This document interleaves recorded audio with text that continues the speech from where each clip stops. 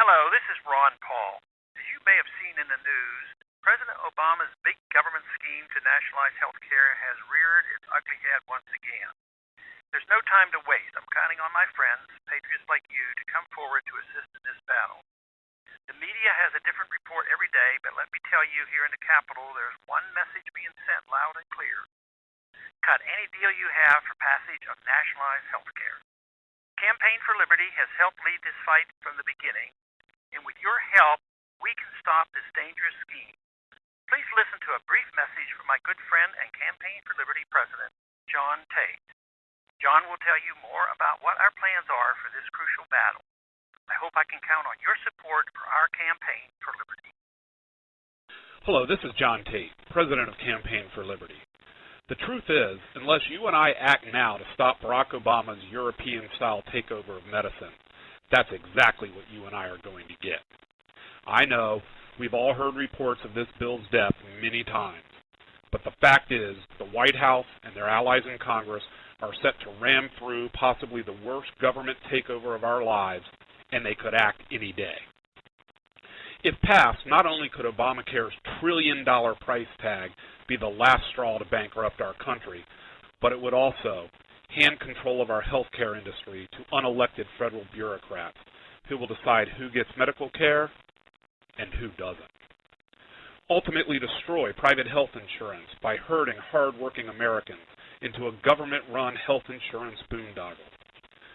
Dramatically raise taxes by counting health benefits as income, or by forcing businesses and uninsured workers to pay for officially sanctioned Fannie Mae insurance, and allow for even more government intrusion into our personal lives by paving the way for bureaucrats to tell us what we can and can't eat, drink, and smoke, like New York City's ban on smoking and fats in food.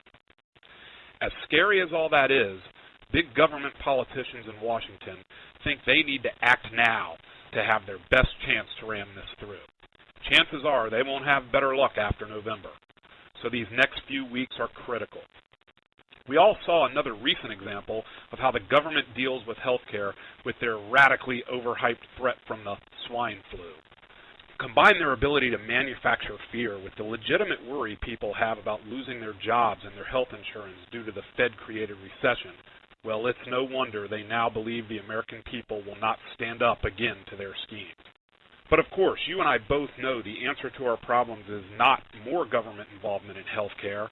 The answer is less, so the free market can inexpensively and efficiently distribute much-needed healthcare services to all American citizens. But of course, that's not what those in power in Washington, D.C. really want. After all, that would mean they'd have less power and less control over our lives. And power and control are exactly what this fight is all about. You see, this government healthcare takeover and rationing scheme strikes at the heart of everything you and I hold dear. You and I believe American citizens are not cattle to be poked, prodded, and herded like livestock by government bureaucrats. But under their big government healthcare power grab, you'll be nothing more than a dehumanized statistic, a number on a piece of paper. So those federal bureaucrats won't be making their decisions on what health care you and your family receive based on what you and your doctor decide is best.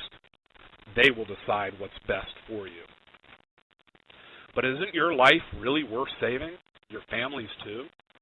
Well, the big government politicians in both parties don't think you should make those decisions, or your doctors.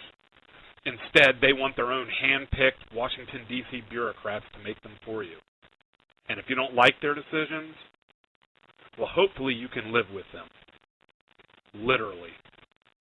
Now, what do you think will happen under this system if your political or religious views happen to be, quote, undesirable? What about if you own a gun?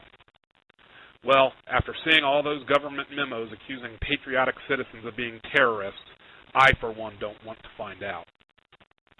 After all, just what the big government politicians admit is bad enough. They say they want a socialized healthcare system like Canada's. There, folks have to wait over 4 months just to see a specialist, and over 6 months for a simple surgical procedure. Can you imagine that? Is that really what we want for ourselves and our families? Well, Ron Paul and Campaign for Liberty strongly say no. The good news is Campaign for Liberty has already helped lead the fight, and we have a plan to fight back again right now. But I'm counting on you to help today. First, we're starting with petitions, which I hope you'll agree to sign today. We're gathering them now and will deliver them in the coming days. Next comes email blasts, blogs, direct mail, phone banking. And don't forget about meetups, leaflet drops, media and PR blitzes from Campaign for Liberty staff, members, and supporters. Finally, if we can raise the funds, hard-hitting newspaper, radio, and television ads. But such an extensive program isn't cheap. So in addition to agreeing to sign those petitions I told you about, will you agree to make a generous contribution to Campaign for Liberty?